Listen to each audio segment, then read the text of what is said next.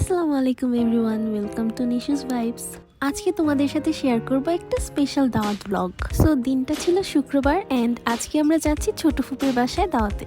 প্রথমে আম্মুর সাথে চলে আসলাম সুইট শপে, যেখান থেকে আম্মু সুইটস এন্ড দই নিয়ে নিল। বেশ কিছুদিন ধরে ছোট ফুপির বাসায় একটা গেট টুগেদারের প্ল্যান ছিল, বাট আজকে যে সেটা এক্সিকিউট হলো। গত ব্লগেও তোমাদেরকে দেখিয়েছিলাম আমরা বিক্রমপুর সুইটস থেকেই সবসময় সুইটস পারচেজ করে থাকি এন্ড ওদের সুইটস এর অপশন অনেক থাকে এন্ড প্রত্যেকটা সুইটস এ অনেক ইয়ামি আর টেস্টি এন্ড ওদের প্যাকেজিংটাও আমার কাছে খুব প্রিমিয়াম লাগে। লাস্ট ফ্রাইডেতে যখন ফুপিরা আমাদের বাসায় এসেছিল তখন এখান থেকেই সুইটস এনেছিল। আচ্ছা, তো এখানে আম্মুর সুইটস এন্ড দই কিনা শেষ হলে আমি চলে যাই আম্মুর সাথে লক্ষ্মীবাজারে। সেখান থেকে আমি একটা কেক পারচেস করি, যেটাতে আমি লিখিয়ে নিয়েছিলাম হ্যাপি মোমেন্টস। কারণ আমার কাছে মনে হয় গেট টুগেদার একটা কেক কাটিং পার্ট না থাকলে জিনিসটা ইনকমপ্লিট থেকে যায়। এন্ড দেন ড্রিম পিজা থেকে একটা পিজাও নিয়েছিলাম। কেক এন্ড কুকসে এসে যা বুঝলাম সেদিন বেশ কালারফুল কেকসই ছিল, বাট আমি একটা প্লেন চকলেট কেক নিই, যেটা তোমরা ভিডিওতে পরে দেখতে পারবে। সো কেক পিক করার পর তারপর আমরা চলে গেলাম বাসায় যে সুন্দর করে রেডি হয়ে এখন আমরা বের হয়ে যাচ্ছি।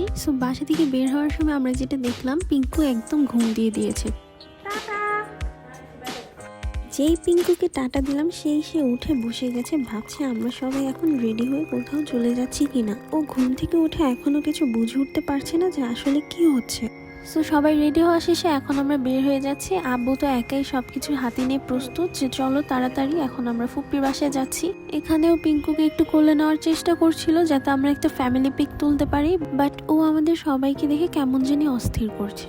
দেন ফাইনালি আমরা ফুপির বাড়িতে চলে আসলাম। আমার খুবই এক্সাইটেড লাগছিল, অনেকদিন পর আজকে আমরা ফুপির বাড়িতে এসেছি। উপরে উঠতে দেখি রোদসী আপু অলরেডি গেট খুলে আমাদের জন্য ওয়েট করছিল। And here is my today's দাওয়াত মেকআপ লুক। তোমরা চাইলে আমার ইউটিউব চ্যানেলের প্রিভিয়াস ভিডিওটা চেক করতে পারো, যেখানে আমি আমার একটা short get ready with me video share করেছিলাম।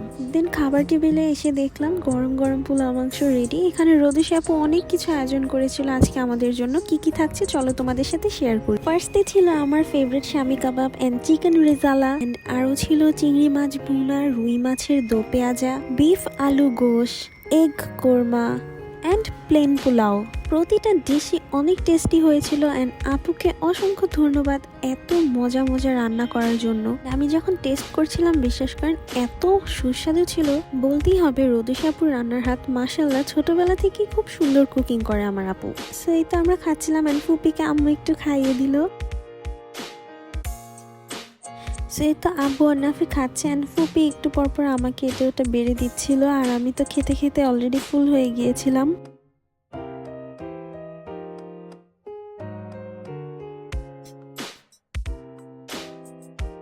তো এইবার আসি মেইন পার্টে। বিগত এক সপ্তাহ ধরে আমি আর রোদসী আপু প্ল্যান করছিলাম সেম ড্রেস কেনার। আমরা অনলাইন থেকে পাকিস্তানি কোকো প্রিন্টের ড্রেসটা পারচেজ করি, মেজারমেন্ট অনুযায়ী যা টেলার্স দিয়ে বানিয়ে নিই এন্ড জুয়েলারি এন্ড আদার্স অ্যাক্সেসরিজও আমরা একই সাথে অনলাইন থেকে পারচেজ করি। সো এই তো আপু রেডি হয়ে গেছে এন্ড আমরা ট্রেনিং করে ফেলি এই ড্রেসটাকে সুন্দর করে। সো রেডি হয়ে এখন আমরা ভাবছি কেননা একটু ছাদে যাওয়া যাক। তো এখানে আমরা কাঁচি চুড়ি নিয়েছিলাম একই রকম। ট্রু প্র্যাকটিস, মেয়েদের জন্য কাঁচি চুড়ি ইজ অলওয়েজ আ ইমোশন।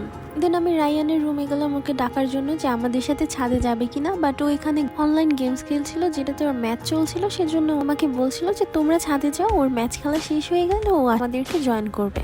খাওয়া দাওয়া করে কিছুক্ষণ রেস্ট নিতে অলমোস্ট সন্ধ্যা হয়ে যাচ্ছিল এন্ড কিছুটা আলো ছিল বলতে গেলে। সো উপরে যেয়ে দেখা যাক, আপুদের বাড়িটা 5 তলা মাশাআল্লাহ। এখন আমরা উপরের দিকে উঠছি 6 তলায় রুফটপে। সো উপরে গিয়ে দেখা যাক আলো আছে কিনা। অলমোস্ট বিকাল থেকে সন্ধ্যার টাইমটা বললেই চলে। আপুদের বাড়ির ছাদের উপরে এই ছাতাটা আমার অনেক ফেভারিট। ফুপা এটাকে খুব কালারফুল করে পেইন্ট করিয়েছে, কেননা এটা খুবই ফটোজেনিক এন্ড আমরা খুবই এনজয় করি আপুদের ছাদে গেলে। এখানে আমরা আপুর কিছু পছন্দের প্ল্যান্ট দেখছিলাম। এখানে গার্ডেনিংটা খুব সুন্দর করে করা হয়েছে।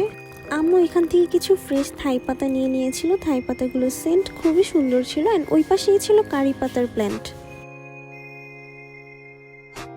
শুধু তাই না, ফুপা এখানে একটা রেস্টরুমের মতো ব্যবস্থা করেছে, যেখানে চাইলেই রেস্ট নেওয়া যায় এবং ছাদের সৌন্দর্যটা উপভোগ করা যায়। আমরা উপরে এসে কতক্ষণ এখানে রেস্ট করেছিলাম। দেন আমরা এখন ছাদে সবাই তো হাঁটাহাঁটি করছি এন্ড গল্প করছি। আপু দেখাচ্ছিল আশেপাশে সবকিছু। তারপরে সবাই ছবি টবি তুলতে কিছুক্ষণের মধ্যেই সন্ধ্যা হয়ে যায়। তারপরে আমরা বাসায় চলে আসি।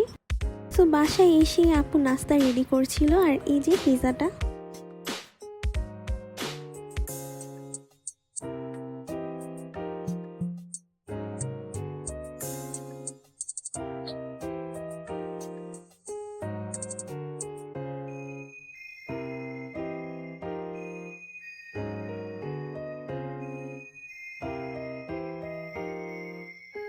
সো এই তো আমরা সবাই মিলে কেক কাটিং করছি। আমার কাছে মনে হয় আমাদের এই বিজি লাইফে কেননা একটুকু সময় বের করে সবার সাথে মিলেমিশে থাকা এবং ছোটোখাটো বিষয়ে হ্যাপি থাকা খুবই প্রয়োজন। এবং আজকে ছোট ফুপির বাসায় বেড়াতে এসে আমার খুবই ভালো লাগছে, খুব সুন্দর একটা দিন কাটালাম ভাই বোনদের সাথে। সো দেখতে দেখতে সময় শেষ হয়ে গেল, এখন আমরা একটু রেস্ট নিচ্ছি আপুর রুমে।